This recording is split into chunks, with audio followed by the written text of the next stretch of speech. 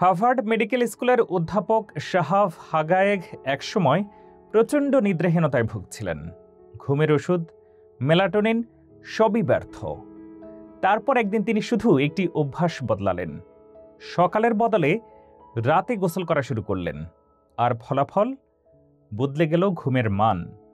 আপনি কখন গোসল করবেন সেটা হয়তো আপনার ব্যক্তিগত পছন্দ, তবে গবেষকরা বলছে গোসলের সময় শুধু ঘুম নয়, প্রভাব ফেলে আপনার মন, ত্বক ও সৃজনশীলতার উপরও। ডক্টর হাগাহেগের গবেষণায় দেখা গেছে রাতে ঘুমের আগে উষ্ণ পানি শরীরকে ঠান্ডা হতে সাহায্য করে। এই ঠান্ডা হওয়ার প্রক্রিয়াটি আমাদের ঘুমের প্রস্তুতি তৈরি করে। শরীরের অভ্যন্তরীণ 24 ঘন্টার ছন্দ, যাকে সার্কেডিয়ান রিদম বলা হয়, এর সঙ্গে মিল রেখে রাতের দিকে শরীর ঠান্ডা হতে থাকে। কিন্তু সারাদিন এয়ার কন্ডিশনে থাকা মানুষদের শরীর সেই স্বাভাবিক ঠান্ডা পরিবেশ পায় না, ফলে ঘুমে বিঘ্ন ঘটে। এক্ষেত্রে উষ্ণ পানিতে রাতের গোসল হতে পারে কার্যকর সমাধান। শরীর উষ্ণতা পেলে চামড়া দিয়ে তা বের করে দেয়, শরীর ঠান্ডা হয় এবং ঘুম সহজ হয়। ঘুমের 1-2 ঘন্টা আগে 10 মিনিটের গোসলই যথেষ্ট।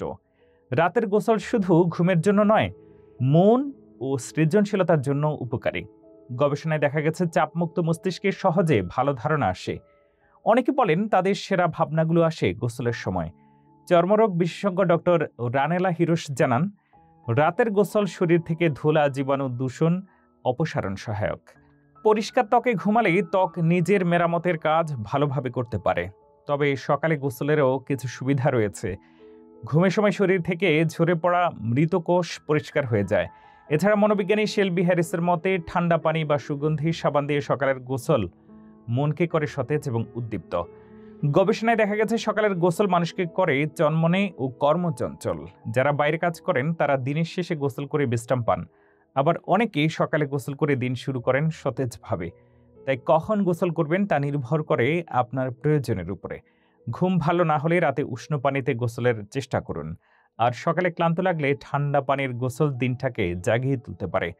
ঘুম, মন, ত্বক ও সৃজনশীলতা সব মিলিয়ে গোসলের সঠিক সময় বেছে নেওয়াও হতে পারে স্বাস্থ্যকর জীবনের অংশ।